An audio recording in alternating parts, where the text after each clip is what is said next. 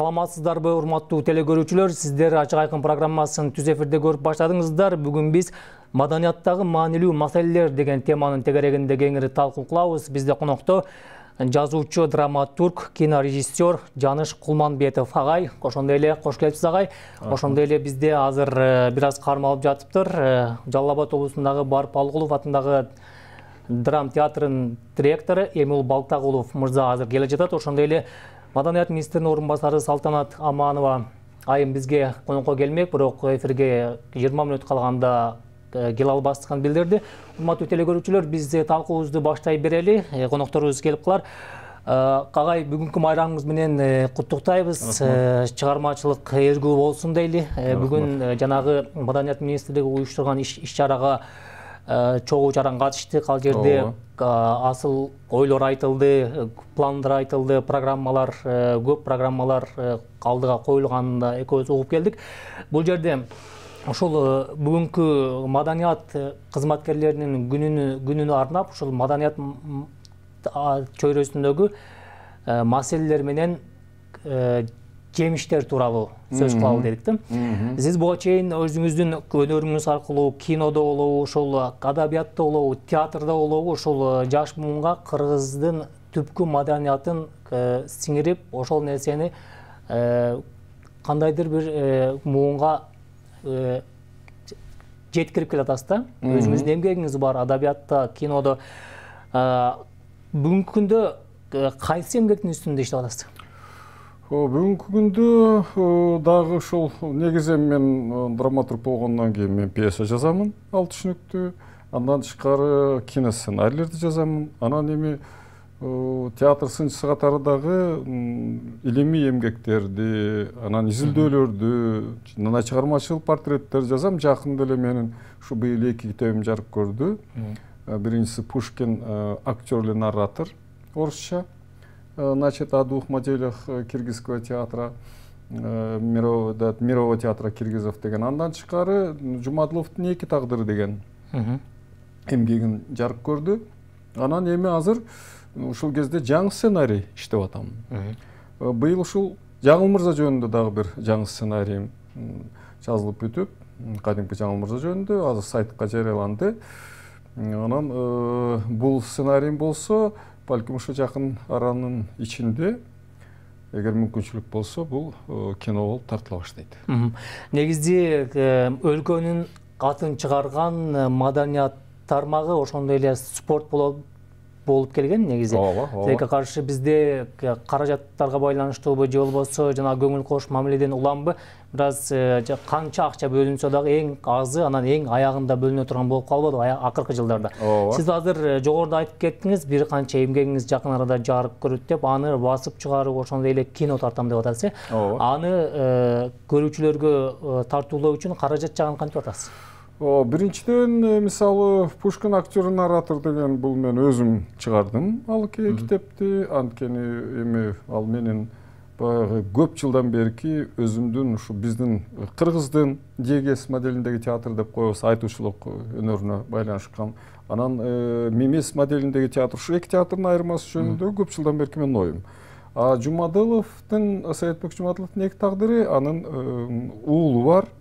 Значит, Марат Жумадылов деген анын үй бүлөсү бар, анын балдары бар. Ушулар абдан кызыктар болуп, ушул биздин теңдеш жок талант деп коелу. Значит, Саатбек Жумадыловду ошонун 90 жылдыгына карата өздөрү каржылап чыгарган китеп. Ал эми Жаңыл мырза болсо заказ менен жазылган. Бирок фильм азырынча тартылбай токтоп турат.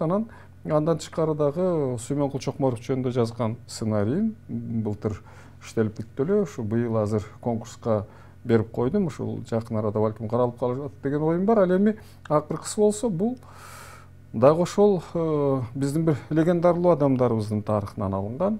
Бул өткөн кылымдын 20-27 жылдардын аралыгында өткөн окуя. Ошо биздин совет бийлиги орноп аткан мезгилдеги ушу кыргыздын бир мыкты деп коелу личности. Биринчиден совет бийлигинин түптөгү дагы абдан активдүү катышкан, кыргыздын чегарасын сактаганга да активдүү катышкан. Ошол эле учурда биздин кыргыздын уруучулук түзүлүшүнүн өкүлү катары анын өкүлдөрүн советтик зомбулуктан сактап калууга да активдүү катышкан киши болуш керек. Ошол советтик зомбулук деп калбадыңыз. Эми убакыт өткөн сайын жанагы замандын өзү бир кандайдыр бир багыты менен ар кандай маданияттын белгилери бизге сиңишип келип атпайбы? Сиздердин убакытта совет дöwрүнүн кандайдыр бир закымдары дейбизби? Ошолор биздин элге келген болсо, азыр биздин убакытта батыштан, башка өлкөлөрдөн түрдүү маданияттардын түрдүү багыттары келип атат да. Ал эми сиздер болсо кыргыздын нукура маданиятын муундан муунга өткөрүүчү маданият кызматкерлери болуп иштеп атпайсызбы? Бүгүнкү күндө биздин түпкүлүгүбүздү сактап калуу үчүн, түпкү маданиятыбызды келечек буунга өткөрүү үчүн кандай жигердүү жумуштарды жасашыбыз керек? Эмне маселе бар бул жерде? Бүгүнкү күндө эмне кылышыбыз керек? Биз биринчиден эгерде биздин түпкүлүктүү маданиятыбызды дей турган болсок, анда биздин салттуу маданиятыбызды ошону пропагандалоо, ошону эл журтка түшүндүрүү, андан тышкары кийинки муунга түшүндүрүү, анын маанисин, максатын, анын функциясын, андан тышкары анын белгилери. Ушул негизги маселелердин бири болуп эсептелет. Анткени биз советтик доордо көнүп алганбыз. Европадан келген маданияттан башка маданият жок бизде. Маданият деген ошол. Кыргыздын өзүндө эч кандай маданият болгон эмес. Эми бул мындайча айтканда бул калп чынында советтик, мындайча айтканда большевиктик бийликтин мифи. Ошолордун атайлап чыгарган, эгерде биз чын эле маданиятыбыз жок эл боло турган болсок, анда Манас каяктан жаралды? Анда биздин залкар күйлөрүбүз каяктан жаралды? Анда биздин төкмөлөрүбүз каяктан чыкты? Анда биздин жүздөгөн кыргыздын ооз эки жана ооз эки жомоктору деп коелу, жөө жомоктору жана керемет жомоктору каяктан чыкты? Ошонун баардыгы тең ошол элдин маданий байлыгы, ошо казнасы болуп эсептелет. Анан демек ушул биздин улуттун өзгөчөлүгүн, анын уникалдуу экенин көрсөтүп турат. Эми бул биздин эле эмес, деги эле жалпы улуттар мына ушундай менен айырмаланат да. Анан мына ушуну биринчиден элге жеткиришибиз керек. Анан экинчиден илимий чөйрө буга шымаланып кириш керек деп ойлойм. Бул ушу маданиятты элге жеткириш үчүн. Анан үчүнчүдөн албетте, эгерде биз ушу бүгүнкү глобализацияны же глобалдаштыруунун, эми биз муну ааламдаштыруу деп которуп албадыкпы? Ошол ааламдаштыруунун учурунда өзүбүздүн улут катары жүзүбүздү жоготкубуз келбесе, анда сөзсүз түрдө ушу биздин салттуу өнөрүбүздү элге пропагандалашыбыз керек. Чоң рахмат агай. Эмин мырза, кош келиптирсиз. Сиз дагы көп ишиңизге карабай чакырып алдык. Маданиятты күнүңүздөр менен куттуктайбыз. Азыр сиз келгенче агай экөөбүз ушул кыргыздын жанагы салттуу маданияттын өзүбүздө сактап калып, дүйнөгө жайылтуу пропаганда маселесин сүйлөшүп атканбызда, сиз дагы бул тармакта көп жылдан бери эмгектенип келатасыз. Кабарыңыз деле бар. Биздин жанагы акчасы бар, чөнтөгүндө тыйыны бар агаларыбыз кыргыздын маданиятын арабтарга чейин барып коюп келип атпайбы? Алар биздин өзгөчөлүгүбүздү буга чейин такыр көрбөгөндөн ооз ачылып эле калышты да. Негизи ушундай жумуштарды мамлекеттик деңгээлде кандайдыр бир жолго салып уюштурсак болобу? Мындай мамлекеттик жана жеке менчик шериктештик жумуш деп коет го. Ошондой багытты ошол маданият тармагында колдонсок болобу? Албетте, эмнеге болбосун. Акыркы учурларда биздин ушул маданиятыбыз негизинен ушул мамлекет тарабынан колдон келишинче бир көңүл бурганга аракет кылынып атат. Бирок ошентсе дагы кээ бир чоң бир иш-чараларга албетте бир акча каражатынын тартыштыгынан кээ бир иш-чаралар ойдогудай өтсө дагы бир деңгээлиндей өтпөй калган учурлар болуп атат да. Жеткиликтүү болбой атат. Жеткиликтүү болбой атат. Анан менин оюмча көп эле иш-чаралар ошол демөөрчүлөр аркылуу, жеке ишкерлер аркылуу өтүп калган учурларды көрүп атабыз. Эми балким ушул мамлекетибиз кээ бир өнүккөн мамлекеттердей капчык толсо, бюджет аябай мындай жетиштүү болсо, өзү өткөргөнгө дагы эмне жетсин. Бирок ошол биздин ошол жеке ишкерлердин сиз айткандай ошол чөнтөгүндө тыйыны бар, мамлекет үчүн салым кошом деген, маданият үчүн салым кошом деген кээ бир эр азаматтардын жардамы менен жакшы бир иш-чаралар өтүп, анан ошол салттуу музыкабыз эми бизди ата бабаларыбыз бизге калтырып кеткен бир мурасты биз дагы кийинки жаштарга өткөрүп беришибиз керек да, татыктуу деңгээлде өткөрүп беришибиз керек. Ошон үчүн азыркы муун дагы ошонун аракетинде деп ойлойм. Сиз буга чейин жана Ошто ошол жанагы университетте сабак бердиңиз, азыр Жалал Абаддагы Барып Алыкулов атындагы драма театрдын директору болуп келдиңиз. Азыр иштеп жатасыз, ошол кызматта? 2 күн болду. Эми ал жерде сиз келгенде, эми 2 күн болгондо жумуш менен таанышкан болсоңуз керек, ошол областтагы театрлардын деңгээли кандай экен негизи? Биз көп деле биле бербейбиз да.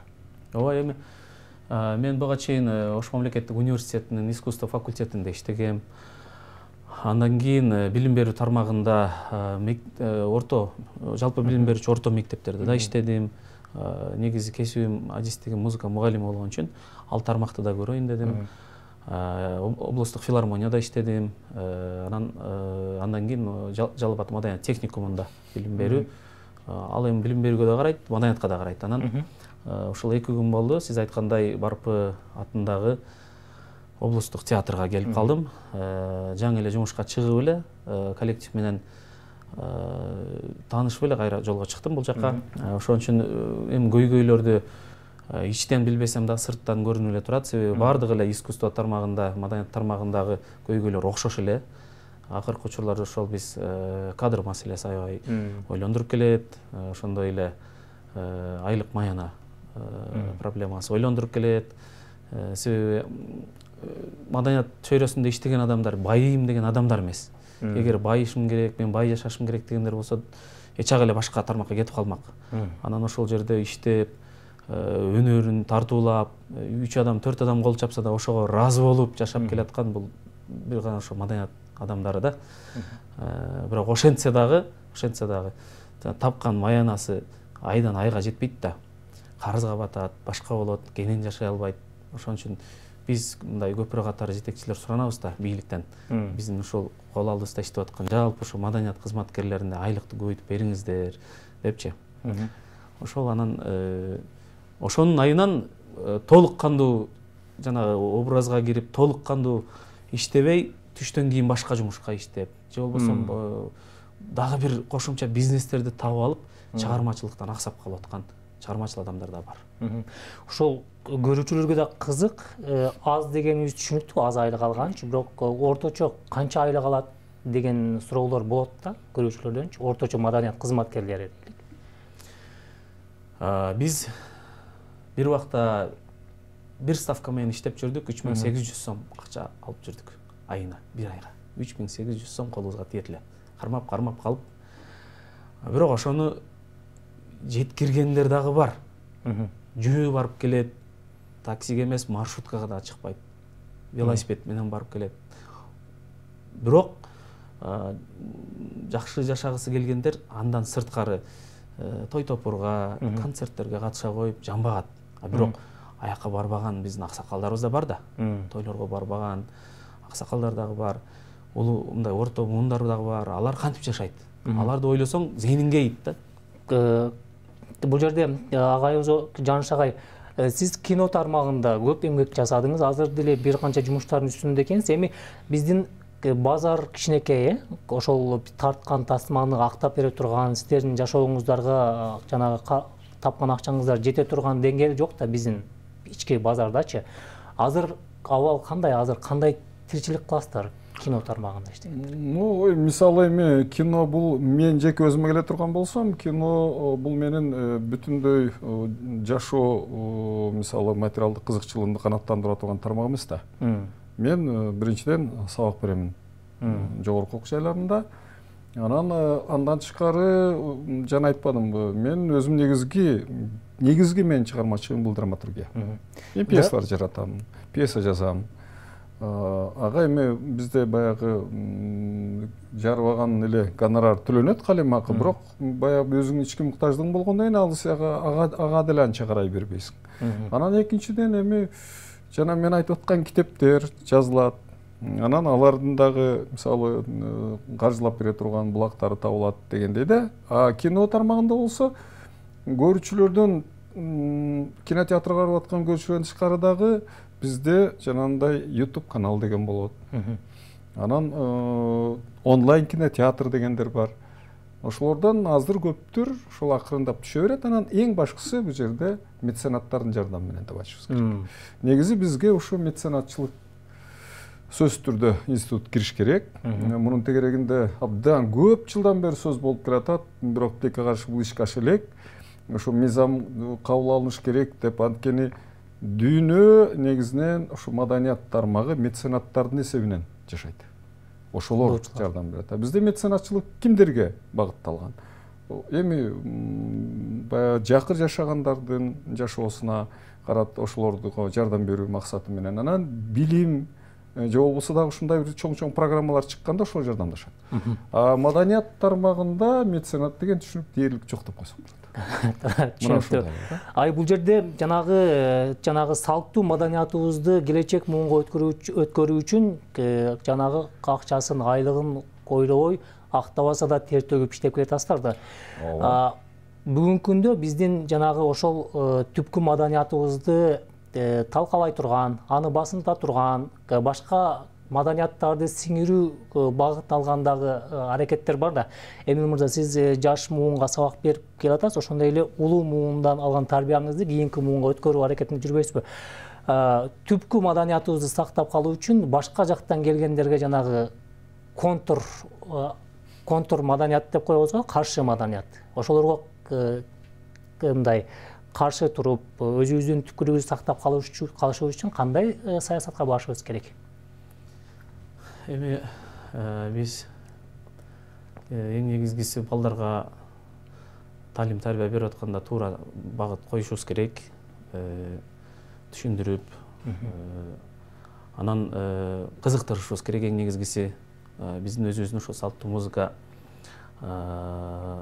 бир жакшы жактарын көрсөтүп, пайдаларын өзүбүз үлгү болуп беришибиз керек. Өзүбүз анан колубуз кармабай жүрсөк, эстрада жаатында фонограмма менен жүрө берсек, анан жаштар бизди көрүп өсөт атпайбы? Ошон үчүн биз дагы комуз мыйырдап, мисалы, манас айтып, ошол эле төкмөчүлүк кылып, биз дагы көрсөтүп беришибиз керек да, миң уккандан бир көргөн дегендей. Ошентип беришибиз керек, башка кантип оозубуз менен айта бергенде жыйынтык чыкпайт го дейм. Бул жерде кино менен дагы аябай көп адамдарды тарбиялап жолго салдыңыздар. Буга чейин биз жанагы Чокморов тартылган тасмаларды көрүп чоңойдук. Ошол жерде көргөн ар бир рол, ар бир адамдын образы бизге сиңип калды. Биз ошол менен өсүп атпайбызбы? Келечек муунда ошондой сезимдерди калтыруу үчүн кино тармагы эмнеге муктаж? Кино тармагы эмнеге муктаж? Биринчиден, бизде ошо киноиндустрия пайда болду. Киноиндустрия дегенибиз, мисалы, чет өлкөдө негизинен ушул принцип менен иштелет да, бардыгы тең. Анан ал сөзсүз түрдө көрүүчүгө багытталат. Көрүүчү өзүнүн чөнтөгүнөн төлөп ошо кинону көрүш керек деген сөз да. Кино тармагы менин жеке түшүнүгүмдө, албетте бул жалпы кандайдыр бир рецепт болуп эсептелбейт. Кино тармагы мыкты сценарийлерге муктаж. Анткени көп учурда биздин ушул тартылып аткан фильмдердин сценарийлери тилекке каршы талапка оңой менен жооп бербейт. Ушул жагын сөзсүз түрдө караш керек. Анан эгерде жалпы мындай деги эле ушул искусство тармагынын бүгүнкү күндөгү миссиясын же бир максатын карай турган болсок, биз кыргызды кыргыз катары, уникалдуу эл катары сактап калыш үчүн кыргыздын патриоттуу, мындайча айтканда патриоттук сезимин өстүрө турган, өнүктүрө турган, анын кыргыз экенин билгизе турган иштерди көп жасашыбыз керек. Буга биринчи кезекте искусство гана кызмат кылат. Анан албетте биз мына экинчисин көрүп атабыз, спорт экенин. Мына Айсулуу же болбосо Мээрим ушулар утканда биз кыргыз экенибизге сыймыктанып, ошо кыргызбыз деп ошого кадимкидей мактанып атабыз. Биз искусство дал ошондой кыргыз экениңди мактаныта турган, ошого сыймыктаныта турган кудуретке ээ болуш керек. Ал үчүн мамлекеттик каржылоо керек, атайын программа керек. Эмил мырза, биз сиз биз жаштардын арасында көп аралашып жүрөбүз. Ушундай күчү толуп күгө келип мен муну жаратат элем, тигини жасап коет элем деп аябай мекенчил жаштарыбыз дагы бар да. Ошол жанагы патриоттук сезимдерди койготуучу, ошондой эле Кыргызстан дегенде бүт жабыла көтөрүлүп чыгып ошо бир туунун астында биригүү деңгээлине жетиш үчүн биздин мамлекеттик саясат кандай болуш керек? Биз эмнеден аксап атабыз бул жерде? Эми негизгиси эле ошол идеология да, туура багыт беришибиз керек. Анан биздин акыркы учурларда эмне зээнибизди кейитет, ошол буга чейинки бизге бир үлгү болуп кеткен, бизге бир жол көрсөтүп кеткен, ошол эле Токтогул атабыз, ошол эле Рыспай Абдыкадыровдор, мисалы үчүн ошондой бир таланттар кайра чыгабы экен деген бир ойлор жаралат да. Бара-бара ушинтип батыштын маданияты менен кете берсек, жаштар рэпке кызыгып, аябай көп жаштар рэпке кызыгат да. Азыр мисалы биз конкурс өткөрөбүз Жалал Абадта. Катышуучулардын көбү келип алып, мен рэп айтсам болобу дей берет да. Жок, бул конкурс андай конкурс эмес деп ар бирине түшүндүрүп чыгабыз. Анан ошондо ойлонобуз да, мындай бир аккордеон үйрөнөйүн деген балдар, комуз үйрөнөйүн деген балдар, мен манас айтайынчы деп жылынып келген балдар жок да. Мындай жокко эсе болуп баратат. Ошондо биз коркобуз. Анан албетте биз ошо бар эми жана биригүүнүн максаты мына жаштар деп, жаштардан өтө деле түңүлбөш керек, себеби жакшы бир муун дагы келатат. Аларды дагы көрбөй койбош керек. Алардын арасында да аябай билимдүү, мекен үчүн күйгөн, патриот жаштар дагы бар. Мүмкүн болушунча аларды колдош керек, анан ошолордун жана идеологиясын жайылышыбыз керек да. Бул жерде каражат маселеси бул башка да, бир башка өңүтү деп коелу. Эң негизгиси жанагы ички каалоо болсо, ички жасайм деген бир аракет болсо, акча кийде өзүнүн артынан келет эмеспи? Агай, бул жерде жаштарыбыздын арасында эми мырза айткандай комуз үйрөнөм, мен манас айтам, мен аккордеон ойношум керек деп туруп ушул ички дукту койготуу үчүн биз эмне жумуштар жасашыбыз керек? Бакчадан, мектептен баштап мына ушул жана мен айтып аткан мамлекеттик программанын негизинде ар түрдүү конкурстарды, викториналарды өткөрүп туруш максат болуш керек. Биринчи кезекте приоритет катары ошол улуттук маданияттын же осы улуттук искусствонун тармактарын ошолордун алдына максат катары коюш керек да. Анан ошол максат эле эмес, аны стимулдаштырыш керек. Анан андан тышкары стимулдаштыруу деген өз эмне байгелерди бериш керек, кызыктырыш керек. Ушундай жол менен гана өнүктүрсө, ата күчкө салып биз ишке кыла албайбыз да. Тескерисинче программа бул ушул өсүп келаткан муунду өзүңдүн маданиятыңа, өзүңдүн искусствоңа тартууну жол болуп эсептелиш керек. Мына ушундай программа менен иштешибиз керек да. Албетте эми биз дүйнөлүк агымдан четте тура албайбыз, анткени интернет деген бул аябагандай күчтүү курал болуп эсептелет. Бирок бир нерсени мындай ойлоп коюш керек.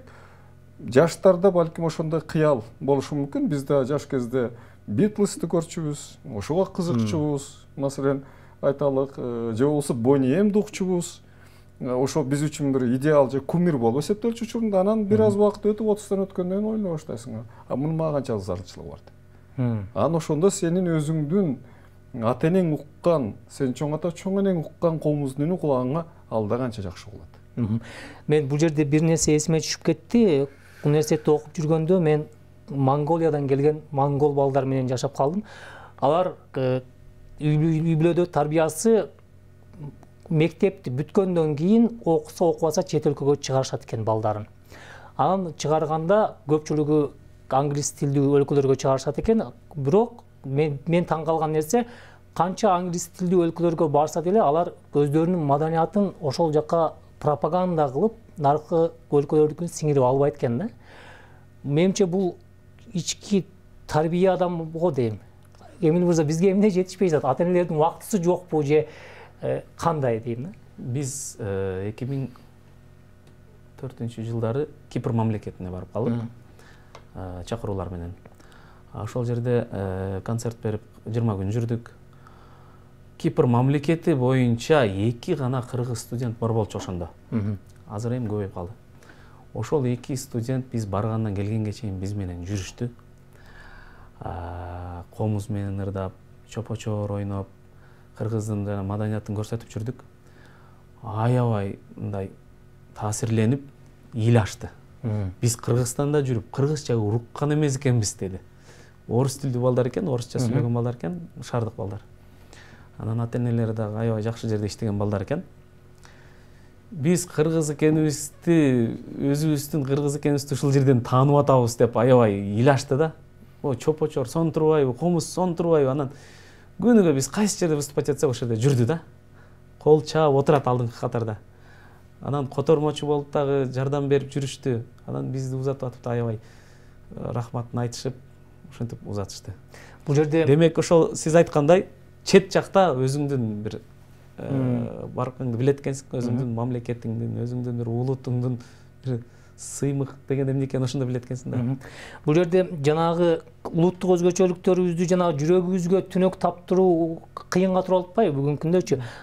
Интернет пайда болгондон кийин андан дагы татаалдашып кетпедиби? Азыр социалдык тармактар бар, YouTube бар же башка эмелер бар. Ошол багыт менен жаштарды өстүрүү, жаштарды тарбиялоо жаатында көп жумуштар аксап атат да агай. Бул нерсени жолго коюу үчүн мамлекеттик программада эмнелер каралыш керек? Биринчиден, албетте биз мисалы алардын таасиринде баарыбыз сөзсүз түрдө болууга аргысызбыз да. Анан бирок ошол эле учурда ошонун кыргыз контентин көбөйтүү маселеси турат. Ошонун жол жобосун табышыбыз керек. Биз ошол жетишкендиктерди биз өзүбүздүн улуттун кызыкчылыгына жумшай тургандай, же ошого кызмат кыла тургандай варианттарды ойлоп табышыбыз керек. Бизде азыр креативдүү жаштар жетиштүү. Ошолордун жардамы керек. Балким ошо кыргыз тилинде мен жеке мындай көз карашым бар. Биз Манас деп аябагандай Манасты даңазалайбыз. Бул улуу эпос деп даңазалайбыз. Анан аны жайылтуунун жолдорун, бүгүнкү күндөгү жолдорун эмнегедир ойлонбойбуз. Мен мисалы ойлойм, Манас боюнча атайын бир оюн ойлоп таап туруп киргизсең, мисалы балдар жанында атышкан, урушкан оюндарды көп жакшы көрөт да. Манас деген супермен да. Киргиз Манасты ошондой оюн кылып тур. Ошо балдардын аң сезимине сиңсин ошол. Андан кийин аны анимацияга айлантыш керек. Ал да сиңсин адамды. Андан кийин мүмкүнчүлүгүбүз болуп, каражатыбыз жетиштүү, анан меценаттар чекесинен чыга турган болсо, анда фильм тартыш керек болот. Мына ушул сыяктуу сен өзүңдүн бир сөз менен айтканда түпкүлүгүңдү мына ошо бүгүнкү каражаттар аркылуу ошо балдардын аң сезимине сиңдирип алсаң болот. Ушундай жолдорду ойлоп табыш керек. Бул жерде жана агай жакшы белгилеп кетти, жана креативдүү жаштар бар депчи. Бизде да жанагы улуттук аспаптар менен ойноп дүйнөнү таң калтырып келген балдарыбыз бар. Агаларыбыз, эжелерибиз бар, инелерибиз бар. Көп мамлекеттер ушул жанагы дүйнөлүк глобализацияга туруштук берүү үчүн өлкөнүн ичинде жанагы өзүн өзү өстүрүү, инклюзивдик борборлорду жасашат да. Ошол жерде атайын улуттун өзгөчөлүгүн сактаган программалар негизинде жумуш алып барат. Бизде ушундай жолго барсак болобу? Эмил байке. Болот сөз. Албетте. Эми аракет да. Аракет жасасак болот, анан болбойт деп отурсак болбойт, албетте. Аракет, кадам ташташ керек. Биз азыр сиз университетте көп аралашып жүрөсүз, жаштар менен окууну бүткөндөн кийин мага көп убакыт болуп кетти. Биз көрөдө өз ара жана ошол кыргыз маданиятын жогорулатуу, кыргыз тилин, тарыхын бири-бирибизге сиңирүү үчүн ич ара маданий дебаттарды өткөрүп турчубуз да. Бүгүнкү күнү университетте жаштардын арасындагы ошол маданиятты көтөрмөлөө багытында жумуштар кандай өзү? Эми өткөргөндөр дагы деле өткөрүп атат. Аракет кылгандар бар. Мисалы үчүн бийлик деле такыр эле көңүл бурбай койду дегенден алыспыз. Себеби атайын тапшырмаларды берип, жергиликтүү бийликке, андан ары жергиликтүү ошол билим берүү тармактарына, салттуу музыка жумалыгы деп жылына бир сөзсүз түрдө тапшырмалар берилип, анан ошол каттын негизинде окуу жайларда дагы көптөгөн мекемелерде кызыктыруучу иш чаралар өтүп турат. Анан ошол эле дебаттар, ошол эле жана викториналар, суроо жооптор, оюн зоктор негизи болуп турат, бирок көбөйтүшүбүз керек, аз. Салыштырмалуу азыраак татасы. Агай, бул жерде жана балдар адабиятына көңүл бура турган болсок, азыр мектеп программаларында дагы кайрымдары жанагы түздөн түз котормолор, жанагы мындай ширеси жок деп коет го, мындай даамы жок түздөн түз котормолор, ал балага сиңбей турган адабияттар чыгып атпайбы бүгүнкү күндө? А биз накта жомокту кылып чоңойгонубуз үчүн биздин жүрөгүбүздө калыптыр да ал нерсе. Бүгүнкү күндө ошол нерселерди жазганга биздин ошол жазуучулар барбы, жетиштүү элеби? Акча каражатын эле аксап турабыз да, туурабы? Жазуучулар жетиштүү. Жазуучулар эми эгерде аларга кокустан жанагындай заказ түшө турган болсо, алар албетте жазып берет. Демек бар. Ооба, жетиштүү. Ал жерде проблема жок. Маселенин баардыгында, маселенин баары тең ошол. Маселен, ушу биздин азыркы ошо биздин калемдештерди мамлекет тарабынан каржылоонун өзүнчө бир жол жобосун табыш керек да. Кечиресиз болбойт. Агай, кечиресиз, биздин убактыбыз аягына келип калыптыр. Урматтуу телекөрүүчүлөр, сиздер Түз эфирде Ачык Айкын программасын көрдүңүздөр. Бүгүн биз маданияттагы маанилүү маселелер деген теманын тегерегинде кеңири талкуу кылдык. Бизде конокто жазуучу, драматург, кинорежиссер Жаныш Кулманбетов. Агай, ошондой эле Жалал Абад облусундагы Барпу Алыкулов атындагы драма театрынын директору Эмил Балтагулов мырза. Урматтуу коноктор, чоң рахмат сиздерге убактыңыздарды бөлүп эфирибизге катышып, маанилүү, маңыздуу сөздөрүңүздөр менен бөлүшкөнүңүздөр үчүн ыраазычылык билдирем. Дагы бир жолу майрамыңыздар менен жакшы этип алыңыздар. Берүүнү мен Исмат Ибрагим алып бардым. Саламатта туруңуздар.